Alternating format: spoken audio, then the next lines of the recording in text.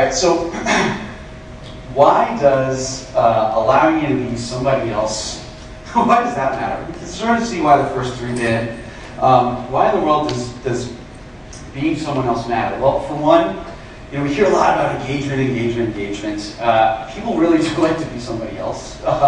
We like to take on a different persona. I love this movie. Those of you who've seen Being John Malkovich, the movie's great. I think one of my absolute favorite parts is there's a scene where they've been doing it a few times, and it's really, Malkovich is doing something cool at first, but then there's a scene where he's kind of like in his kitchen, and he's getting milk, and he's like making coffee, and he's on the phone, and it was a new guy who had just gotten in his head, and he gets ejected out. It was like, that was incredible! Oh my God, that was amazing. You drank milk, you made coffee, but I love that moment because I think it's really real. I think it was so compelling to him to be somebody else that even doing these incredibly banal tasks like making coffee was compelling. We see that with gaming. Avatar creation, being somebody else, the idea of sort of having an alternative identity, all of these things we're seeing really powerful expressions of in digital environments. One thing we also see that's perhaps less obvious but no less important are first-person role-play things.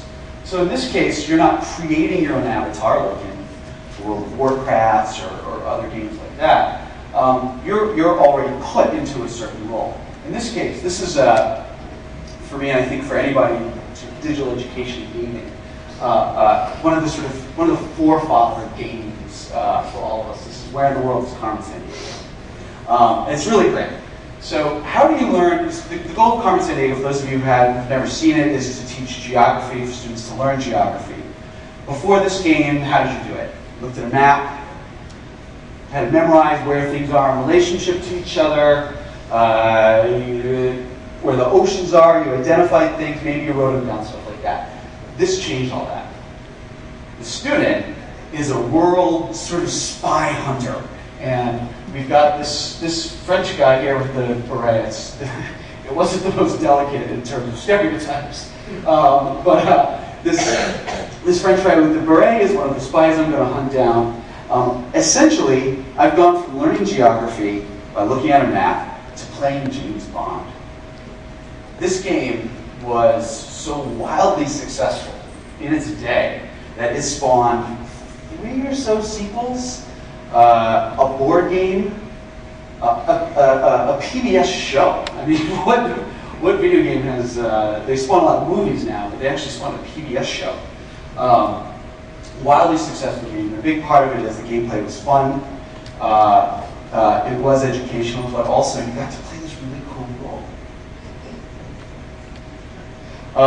So we looked at some of the reasons why. Actually, I want to, before I move on, the other thing about role playing, it's not just engagement. When we look at some of these sort of environments, when we look at Psych, for instance, when we look at Spanish, for instance, both of those have roles, right? So in order to create active learning, in order to create safe environments for experimentation, you need to give the student an opportunity to play some kind of a role. Intern, psychology researcher.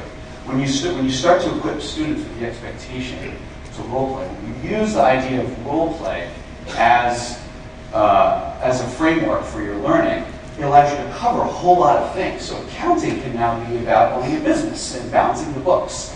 I'm doing an anatomy and physiology course where I'm really interested in looking at if we can sort of take some things from CSI and say, okay, well, anatomy and physiology is going to involve diagnosing something that has been injured or dead.